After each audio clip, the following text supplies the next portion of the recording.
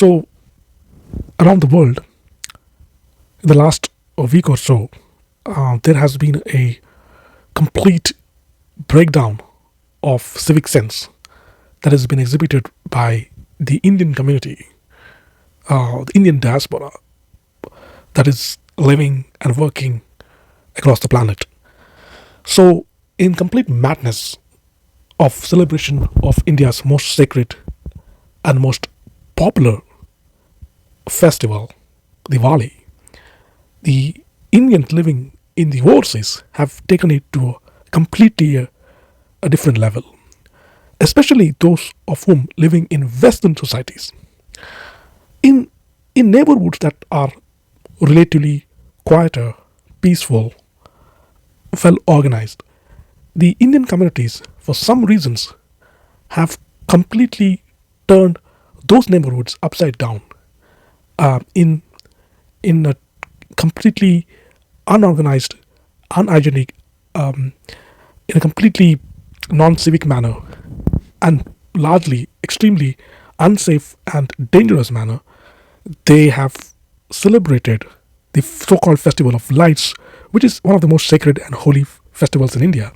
But it also garners a lot of discomfort and a lot of, um, you know, people do criticize that the manner in which it's celebrated, because you use firecrackers and you use explosives in the name of light, in the name of culture, in the name of tradition.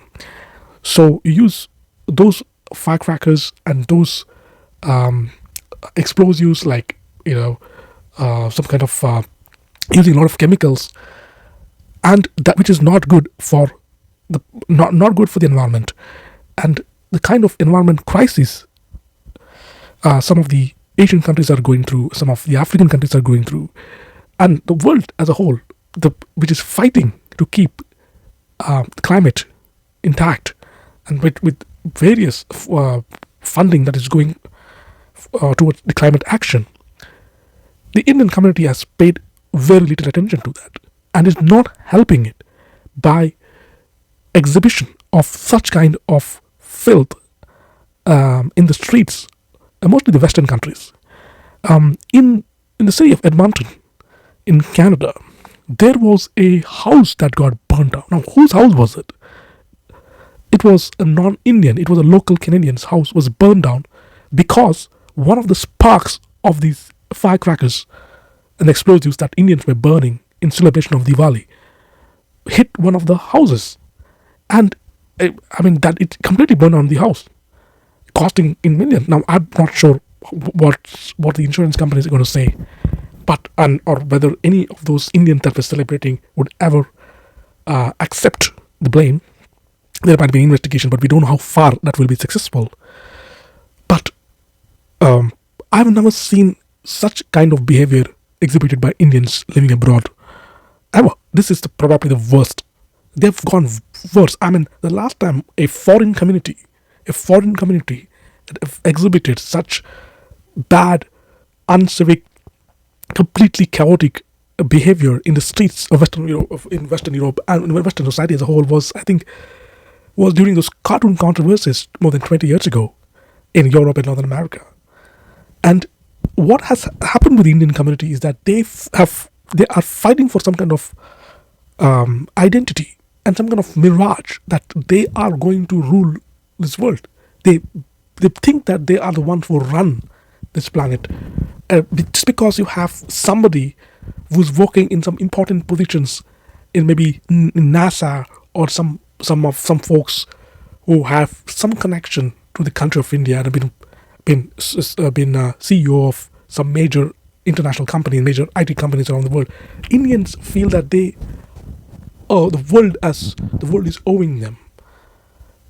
But that is the reason now that the world is hating them right now. The world owes nothing to the Indians. It's not that, by myself being from an Indian background, I feel extremely sad and extremely embarrassed by this kind of attitude. You see it on social media, the kind of comments that are passed on by the Indians, and the kind of response, the kind of hate response the Indians have been getting. And now the Indian community is being a target now. has been a target by anti-immigration rallies around the world. The civic sense among Indians is completely fade away. This wasn't the case. The Indian communities that were living in North America 30 years ago, 40 years ago, it's been living in Western societies for hundreds of years. Although they are not very good at assimilating, acclimatizing into those societies, there was some sense of civic sense that prevailed among Indians, and that's why they were respected throughout the world. But now the problem is, because of these student visas and because of these open immigration policies, you don't see the cream of Indians living in abroad, living in overseas now. Usually, 30 years ago, 40 years ago, they were these IT engineers, the doctors, the chartered accountants, the professionals, the people from the elite of the elitist in India went to overseas and worked hard, and they knew and actually sweat. They really sweat hard there. They knew that they had to do well. They need to work hard.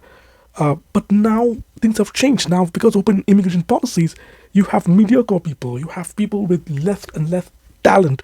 They're contributing absolutely nothing to the mainstream society, and then you end up, and then they don't find proper jobs. They're frustrated, and then think that they have sense of they have sense of superiority. There's this superiority complex that is bothering Indian. They feel that they're superior to everybody else. They feel that they are advanced in everything. And then there is the political party in India, the ruling political party, which is actually pushing this narrative to the core, telling the Indians, look, you have to beat your chest, you have to thump your chest in pride, saying that we are the great, we are this, we are the Indian passport is now in doldrums. It has reached, like, it's not even at the top 100.